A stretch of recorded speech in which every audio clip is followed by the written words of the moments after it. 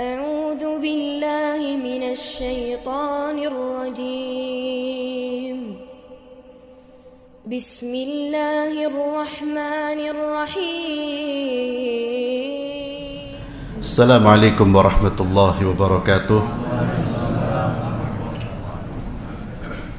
إن الحمد لله نحمده ونستعينه ونستغفره ونعوذ بالله من شرور أنفسنا ومن سيئات أعمالنا.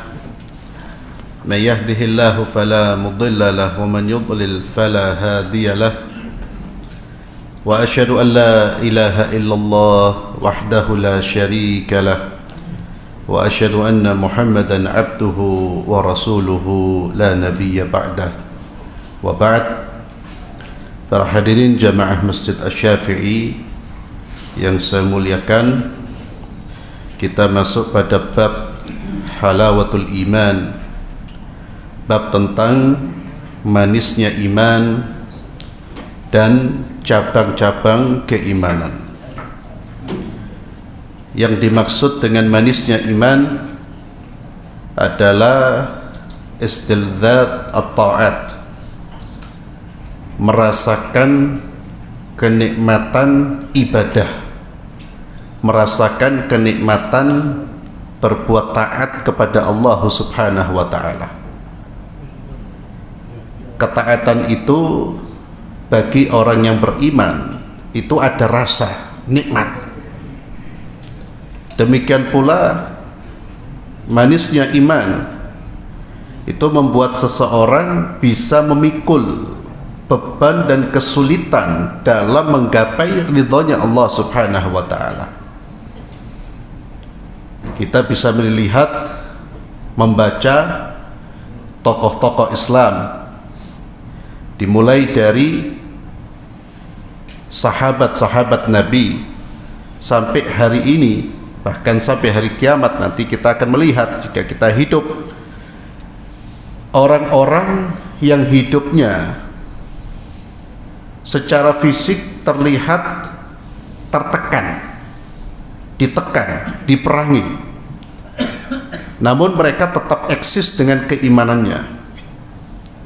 Mereka tetap bertahan dengan keimanannya. Kenapa? Karena ada kenikmatan, ada kelezatan. Sebagian ulama itu hidupnya bertahun-tahun di penjara, tapi tidak ada yang gila, tidak ada yang stres. Justru di penjara melahirkan karya-karya besar. Orang tidak mungkin melahirkan karya besar kalau dalam kondisi fisik psikisnya tertekan, tidak mungkin. Kenapa? Karena ada halawah, dia merasakan manisnya iman. Ini belum kita rasakan ini, sehingga terkadang ibadah itu berat. Kalau orang sudah merasakan manisnya iman, ibadah itu bukan sesuatu yang membebani, tapi justru dia merasa ini kebutuhan saya. Saya kalau tidak ibadah sumpek. Bukan ibadah buat sumpek, tapi kalau tidak ibadah sumpek. Kalau tidak ngaji itu sumpek. Itu orang merasakan lezatnya Islam, lezatnya iman. Itu ada halawah, ada rasa manis. Bagaimana kita memperoleh manisnya iman ini? Ini yang disebutkan oleh Nabi Muhammad sallallahu alaihi wasallam. Thalathun, kata Nabi, ada 3. Man kunna fihi wajada halawatal iman. Jika ketiga hal tersebut ada pada diri seseorang, maka dia akan merasakan halawah, manisnya iman. Permen itu juga disebut halwa. Kenapa? Karena manis, ada rasanya. Iman pun demikian. Walaupun tidak dirasa dengan indera, tapi batin kita itu merasa nikmat. Ada halawah. Apa yang menyebabkan orang itu betul-betul merasakan manisnya iman? Ayyakunallahu wa rasuluhu ahabba ilaihi mimma siwahuma.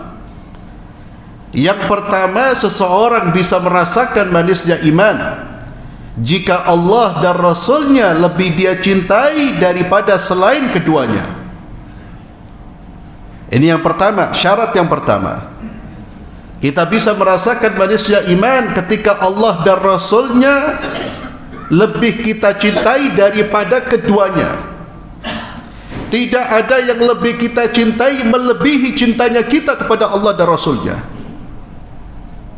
Ini syarat kita merasakan manisnya iman.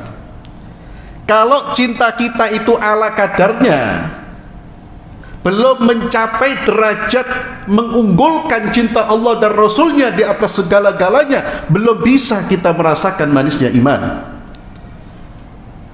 Saya kira semua orang kita insya Allah mencintai Allah dan Rasulnya, tapi seberapa besar, seberapa kuat, di mana kita meletakkan posisi cinta Allah dan Rasulnya? Apakah di tempat yang teratas atau di tempat kedua, ketiga? Semua saya yakin kita cinta Allah dan Rasulnya, Pak. Tapi pertanyaannya seberapa besar? Kalau kita belum merasakan nikmatnya iman, beriman, ini karena cinta kita itu ala kadarnya. Ya mahabbah biasa sudah, cinta-cinta Allah dan Rasulnya, tapi belum sampai pada ithar, mengunggulkan mahabbah kepada Allah dan Rasulnya daripada yang lain. Dan ciri cinta kepada Allah dan Rasulnya apa? Ta'atuhu wa adabi mukhalafatih. Itu cirinya, Pak. Ketaatan kepada Allah dan Rasulnya dan tidak menyelisih. Semakin kuat cinta kita kepada Allah dan Rasulnya, semakin kita lebih mematuhi Allah dan Rasulnya daripada yang lain. Ini nanti bisa kita buktikan dalam kehidupan kita sehari-hari. Apakah kita lebih mencintai Allah dan Rasulnya ataukah tidak, Pak? Bisa kita buktikan dari mana? Mana yang lebih kita respon dengan cepat, panggilan Allah atau panggilan nafsu kita?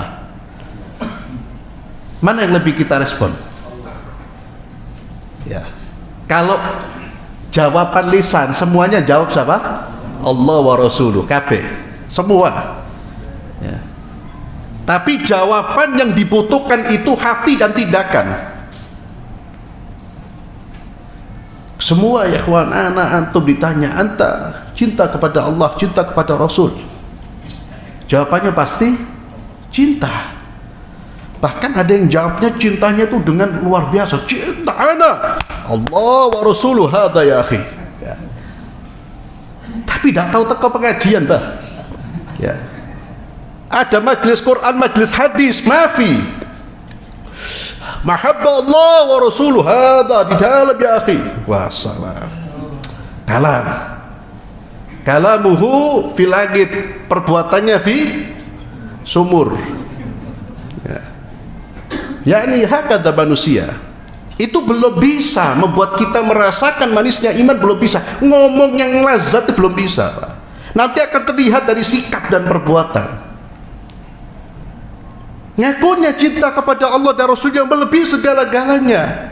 Ada ayat-ayat Allah dibacakan, sabda-sabda Rasulullah dibacakan, tidak tertarik. Tapi gambusan nomor wahid, ya akhi, aina mahabbatullah? Berarti cintanya belum melebihi selain Allah dan Rasulnya. Cintanya masih sederhana lah. Kita tidak mengatakan orang tidak cinta, nah mungkin insya Allah orang Muslim cinta Allah dan Rasulnya. Cuma kadarnya itu berbeda-beda, Pak. Dan yang menyebabkan orang merasakan manisnya iman ketika kadarnya itu melebihi dari semua cinta-cinta yang lain. Ayyakun Allah wa Rasuluh ahabba ilaihi mimma siwahuma. Nanti akan terlihat dari sikap. Bagaimana kita merespon panggilan azan? Itu di situ kita diuji. Termasuk juga cinta kepada Allah dan Rasulnya itu dibuktikan selain dengan merespon panggilan Allah, juga cinta terhadap semua hal yang terkait dengan Allah dan Rasulnya. Lebih mencintai membaca Al-Quran, lebih mencintai membaca sabda-sabda Rasulullah sallallahu alaihi wasallam. Ya. Coba introspeksi diri kita masing-masing. Di rumah kita adakah buku-buku yang berisi tentang petunjuk Rasulullah SAW? Kalau kita cinta Pak, ngoleksi. Sebagaimana kita ngoleksi apa? Film-film ya, atau kaset-kaset lagu, DVD lagu, itu sudah naluri. Orang kalau cinta kepada sesuatu, itu pasti dia akan koleksi apa yang terkait dengan sesuatu yang dia cintai. Itu tandanya. Cinta kepada Nabi, satu buku hadis tidak ada. Wala Riyadhus Shalihin, Arba'ina Nawawiyah, tidak ada. Itu selain buku hadis milik putra-putri kita yang sekolah ya, itu tidak dianggap. Jangan sampai antum mengatakan di rumah ada buku hadis Ustaz, ya ternyata buku anaknya, buku sekolah.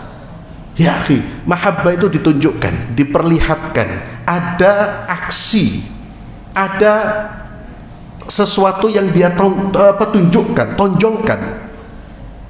Itu nanti semua terlihat dan masing-masing kita yang bisa menilai. Maka jadikan Allah dan Rasulnya lebih kita cintai daripada segala-galanya. Kemudian yang kedua, wa ayyakuna Allah wa rasuluhu ahabba ilaihi mimma siwahuma. Orang bisa merasakan manisnya iman ketika wa ayyuhibbal mar'a la yuhibbuhu illa lillah. Dia tidak mencintai seseorang kecuali dia mencintai orang tersebut karena Allah. Yang kedua ini merupakan dampak dari yang pertama. Kalau orang sudah lebih mencintai Allah dan Rasulnya, otomatis konsekuensinya adalah dia akan mencintai apa-apa yang dicintai oleh Allah dan Rasulnya dan membenci apa-apa yang dibenci oleh Allah dan Rasulnya. Itu otomatis, Pak. Mencintai menungso, manusia, dia akan mencintai orang-orang yang dicintai oleh Allah dan Rasulnya. Mencintai perbuatan, dia pasti akan mencintai perbuatan yang dicintai oleh Allah dan Rasulnya. Itu otomatis. Kalau orang hatinya sudah penuh dengan cinta kepada Allah dan Rasulnya, itu otomatis. Milih orang, milih pasangan, dilihat ukurannya bukan fulus, bukan tampan, bukan cantik. Pertama kali, apakah dia tipe orang yang dicintai oleh Allah dan Rasulnya? Ayyuhibbal mar'a la yuhibbuhu illa lillah. Karena manusia dalam mencintai sesuatu atau seseorang, itu ada yang mencintai murni karena Allah, ada yang murni karena agama, dunia. Cinta karena dunia ya jelas ya. Dia mencintai fulan, dekat dengan fulan, memilih si fulan karena melihat dunianya. Tajir melintir, tajir fulus, hatinya jatuh. Antum yang punya orang tua juga hati-hati ya. Cari pasangan buat putra putri kita, jangan hanya dilihat penampilan dulu. Kalau antum milih hartanya dulu, berarti memang di dada antum materi, bukan Allah dan Rasulnya. Wa ayyuhibbal mar'a la yuhibbuhu illa lillah. Yang ketiga, wa ayyakraha an ya'uda fil kufri kama yakrahu an yuqdhafa fin nar. Orang bisa merasakan manisnya iman ketika dia membenci kembali kepada kekufuran sebagaimana bencinya dia kalau dilempar ke dalam api. Yang ketiga juga pengaruh dari yang pertama. Cintanya karena Allah juga membenci kekufuran melebihi kebencian dia ketika dilempar ke dalam api. Tidak senang dengan kekufuran dan tidak mau kembali kepada kekufuran. Kalau tiga hal ini menyatu di dalam diri kita, kita akan merasakan manisnya iman. Menjalankan ketaatan itu ada kenikmatan sehingga dia terus berlama-lama dalam ketaatan, Pak. Dia akan merasakan nikmat sehingga antum bisa melihat orang-orang yang Masya Allah bangun di malam hari berjam-jam. Kalau menurut pandangan kita capek ini, tapi bagi dia tidak. Ada orang dikucilkan, diasingkan karena ketaatannya kepada Allah, karena keberanian dia kepada amar ma'ruf nahi munkar. Keluar sehat, walhamdulillah, lebih fresh pikirannya daripada yang hidup bergelimang dengan dunia kesing stres. Banyak yang gila. Kenapa? Karena dia merasakan ladzah, kenikmatan dalam ketaatan, kenikmatan dalam menanggung beban di jalan Allah Subhanahu wa ta'ala. Fisiknya memang merasa sakit, tapi batinnya itu luas, lapang, Pak. Karena sumber kebahagiaan itu di dalam. Sumber kebahagiaan, kelapangan, kenikmatan itu di dalam diri kita, bukan di luar diri kita, dan bukan pengaruhnya dari apa yang kita lihat, yang kita rasakan. Lah. Dan ini bisa kita buktikan, ya akhi. Bisa kita saksikan. Orang berada di satu tempat, sekelilingnya sesuatu yang indah, bahkan itu miliknya dia, bisa sumpek, hatinya sumpek, gelisah, cari dawa, cari obat. Kalau tidak cari obat ke tempat maksiat dia, opo sumpek, lu bingung. Omah gede, mobil kayak gini, sumpek apa inti? Ya. Kenapa di sininya tidak dapat dia? Mahabbah, kebahagiaan tidak dapat. Kenikmatan, kelezatan batinnya tidak dapat dia. Karena sumbernya bukan harta kita, sumbernya itu iman. Semakin kuat iman seseorang, semakin besar kebahagiaan di dalam, yang tersimpan di dalam batinnya. Maka ini tiga, kata Nabi SAW, seseorang yang berada tiga hal yang dimiliki oleh seseorang, maka dia akan merasakan manisnya iman. Ya. Ini harus kita latih, ma'asyiral muslimin. Mulai kita latih, Pak. Ya, upayakan untuk terus lebih mendahulukan urusan Allah dan Rasulnya, kewajiban kita sebagai hamba Allah dan Rasulnya. Usahakan untuk terus melawan hawa nafsu kita, Pak. Sedikit demi sedikit. Ini butuh latihan, butuh jihadun nafs, jihad melawan hawa nafsu. Ya. Contohnya umpamanya antum maghrib gini, tidak ada syugulan, tidak ada kerjaan, ada panggilan, Pak, menduduk sama sahib, ngobrol, belajar di situ. Tinggalkan dulu, buka Al-Quran atau duduk di majlis taklim, walaupun itu terkadang kurang disukai tapi dipaksa. Itu namanya melatih. Coba mulai nanti malam, kalau kita belum pernah sholat malam, Pak, dan memang berat bagi orang yang belum memulai, coba dipaksa. Kita belajar untuk mendahulukan mencari ridhonya Allah daripada mencari kenikmatan nafsu kita. Regut itu kan nikmat. Oh, ono waktunya tahajud, coba belajar. Tidak usah banyak-banyak sholatnya, 2 rakaat tok, tapi setiap hari dilatih diri kita. Setiap ada pilihan, ini ada jalan ketaatan, ini ada jalan untuk tidak taat, berleha-leha hal yang mubah, coba pilih jalan ketaatan ini. Kalau kita terus melatih, nanti akan tumbuh rasa cinta kita kepada Allah dan Rasulnya, bahkan itu menjadi sesuatu yang melekat di dalam diri kita. Kita lebih mencintai Allah dan Rasulnya. Namun kalau kebiasaan kita adalah mendahulukan hawa nafsu, mendahulukan kesenangan, apalagi kemaksiatan, ya susah. Kita akan bisa merasakan manisnya iman, manisnya ketaatan.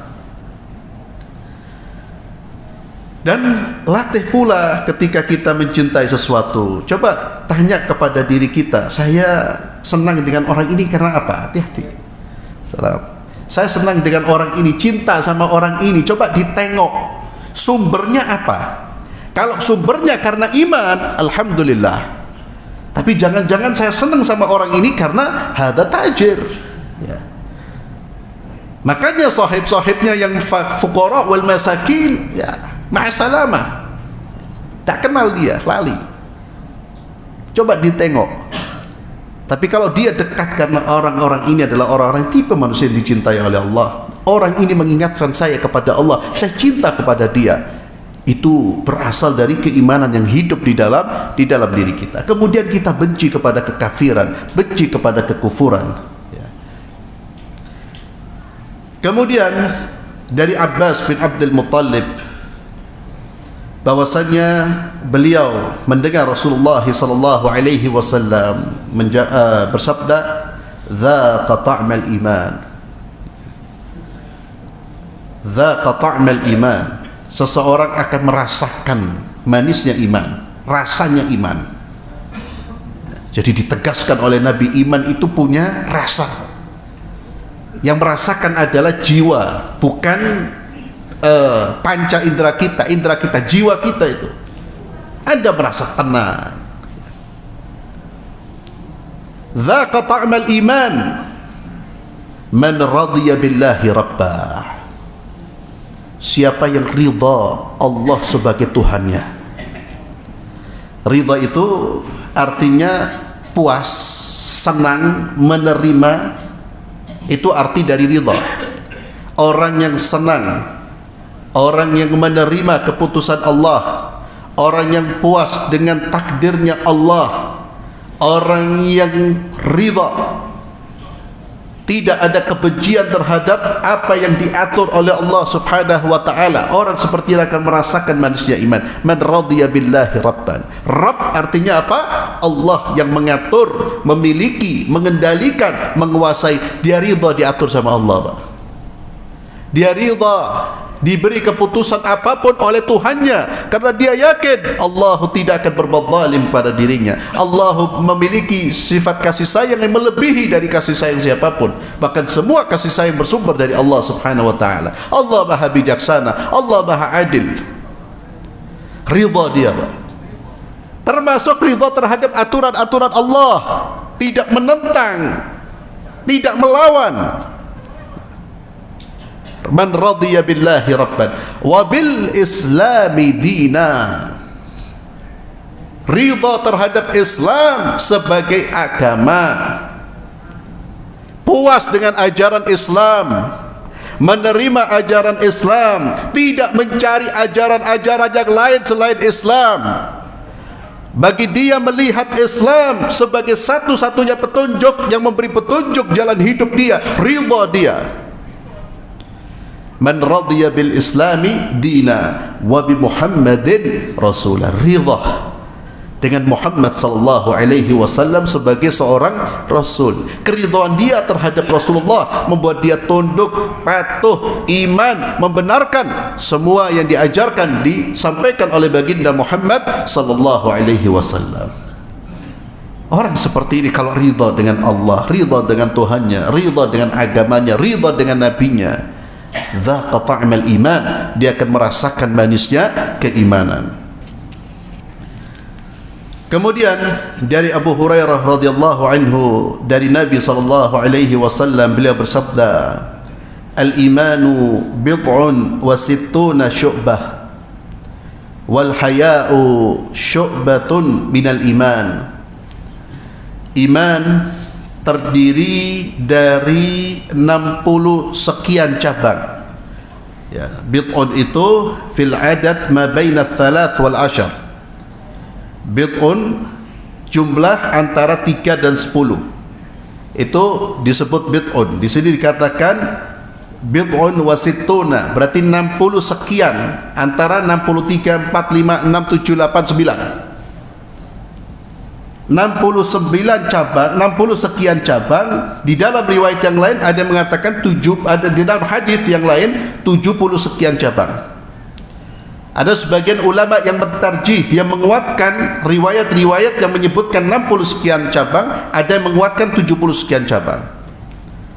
Karena dua-duanya ada riwayat-riwayat yang sampaikan oleh Rasulullah SAW dan diriwayatkan oleh para sahabat Rasulullah SAW. Intinya keimanan itu bercabang, ada ada khaslah, ada perangainya, ada buahnya. Kemudian Nabi menyebutkan salah satu perangai Islam, keimanan yang sangat penting, yang ini merupakan dampak dari keimanan yang benar, adalah al-haya, rasa malu. Kata Nabi sallallahu alaihi wasallam, wal haya'u syu'batun minal iman. Dan malu itu syu'bah, bagian daripada keimanan. Al-haya.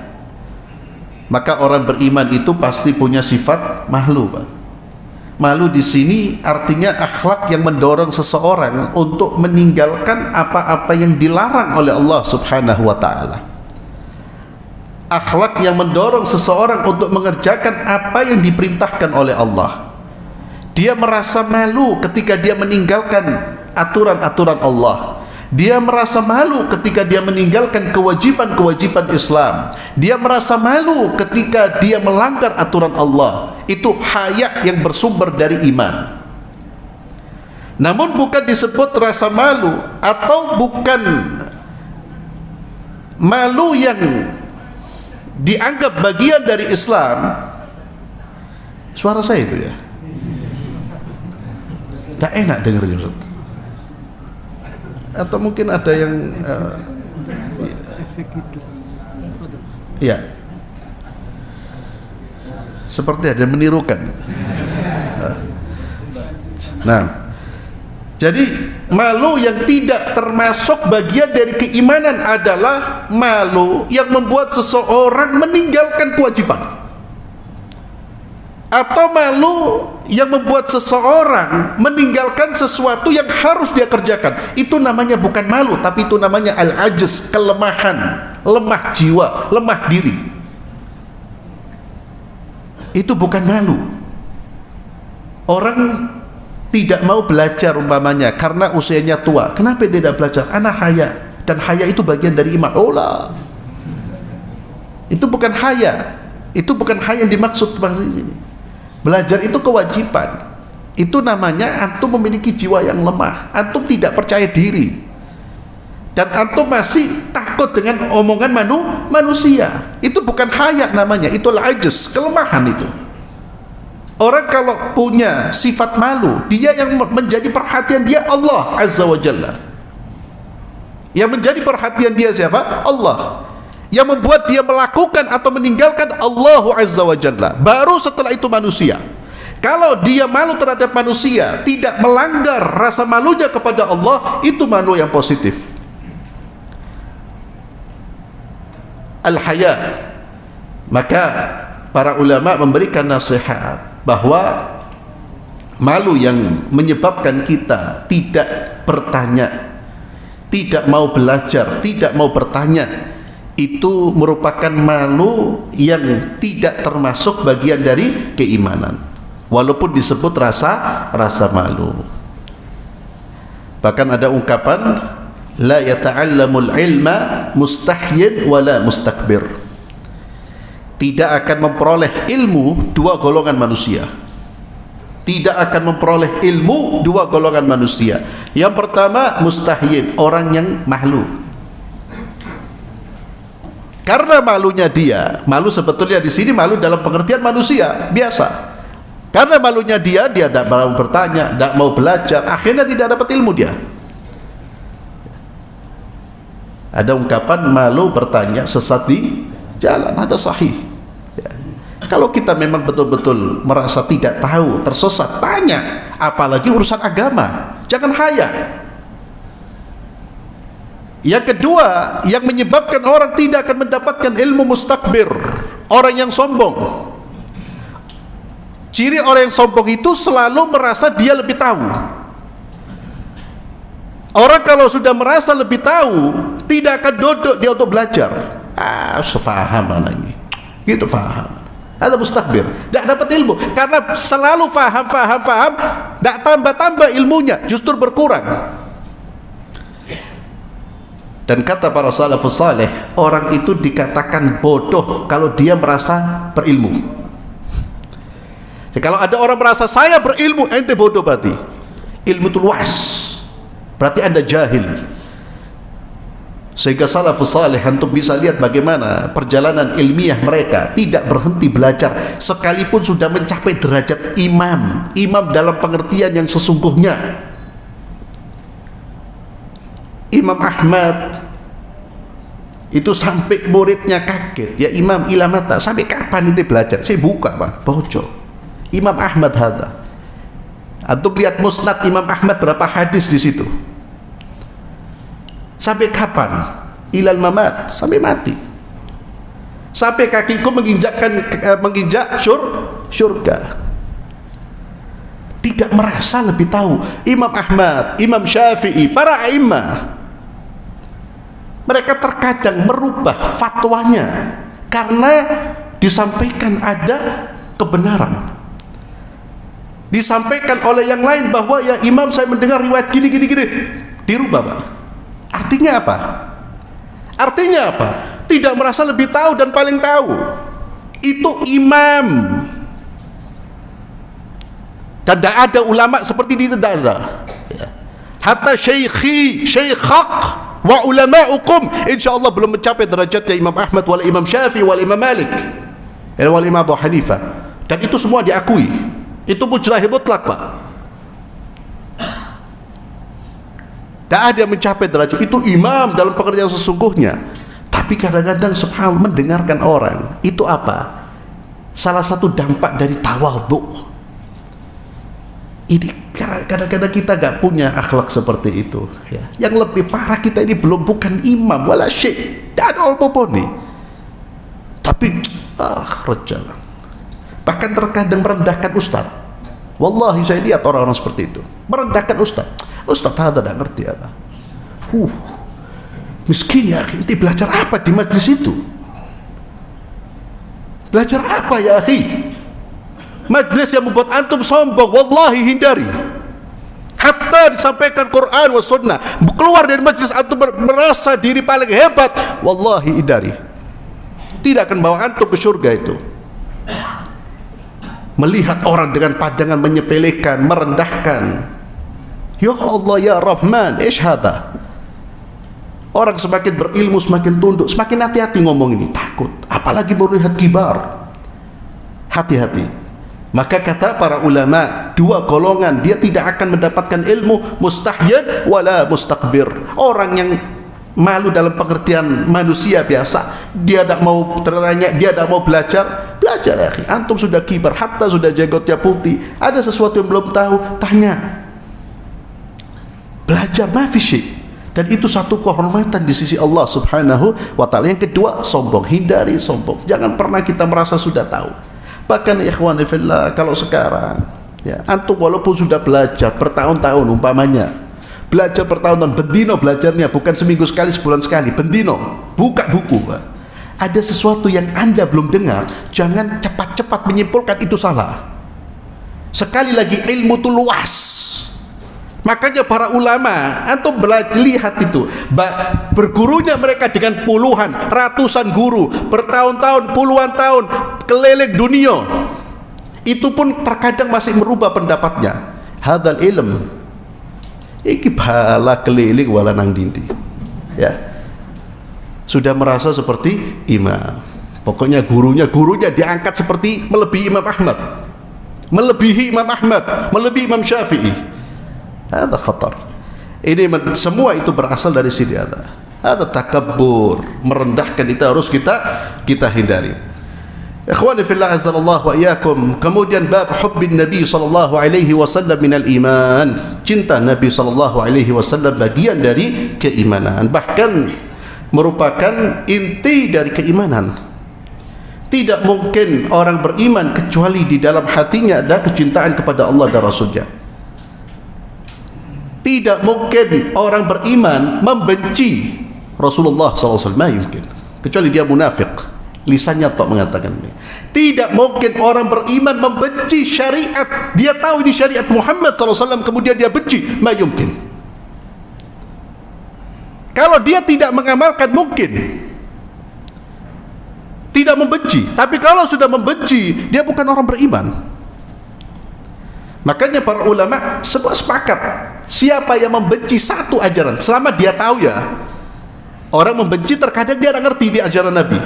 Kalau dia tahu betul ini ajaran Rasulullah SAW, dia yakin ini ajaran Nabi, kemudian dia benci, hal bisa kufur, Pak. Dan itu memang tidak mungkin dilakukan orang yang masih punya iman. Terkadang orang beriman, dia meninggalkan Bukan karena dia benci, tapi karena nafsunya, dia lebih mengikuti nafsunya. Ini tetap keimanannya, berkurang tentunya. Al-iman yazidu wa yanqus, yazidu bil ta'ah wa yanqus bil ma'siyah. Bertambah dengan ketaatan dan berkurang dengan kemaksiatan. Tapi tidak menghapus. Tapi kalau orang sudah benci, maka hati-hati ikhwani fillah. Hati-hati. Hati-hati dengan berbicara dengan syariat Allah Azza wa Jalla. Sesuatu yang itu kita tahu merupakan bagian dari syariat, jangan sampai melecehkan, merendahkan, entah melecehkan syariatnya atau melecehkan orang-orang yang mengamalkan syariat tersebut. Wallahi khatar. Kalau kita belum bisa mengerjakan, belum bisa melaksanakan, jangan melecehkan, hormati, justru hormati, muliakan, selama itu betul-betul merupakan syariat Allah dan syariat Muhammad sallallahu alaihi wasallam. Nabi sallallahu alaihi wasallam bersabda, "La yu'minu ahadukum hatta akuna ahabba ilayhi min walidihi wa waladihi wan nasi ajma'in." Kata Nabi sallallahu alaihi wasallam, tidak sempurna iman salah seorang di antara kalian sampai dia lebih mencintai aku daripada orang tuanya, daripada anaknya, dan daripada seluruh manusia. Tanda kesempurnaan iman adalah mencintai Rasulullah di atas kecintaan kita kepada selain Rasulullah SAW, bahkan kepada orang tua kita, anak kita, seluruh manusia. Dari Abdullah bin Hisham, kunna ma'an Nabi sallallahu alaihi wasallam, kita pernah bersama dengan Nabi sallallahu alaihi wasallam, wa huwa akhidun bi yadi Umar al-Khattab, dan Nabi memegang tangan Umar al-Khattab. Faqala lahu Umar berkata kepada Rasulullah SAW, "Ya Rasulullah, wahai Rasulullah, la anta ahabbu ilayya min kulli syai' illa min nafsi."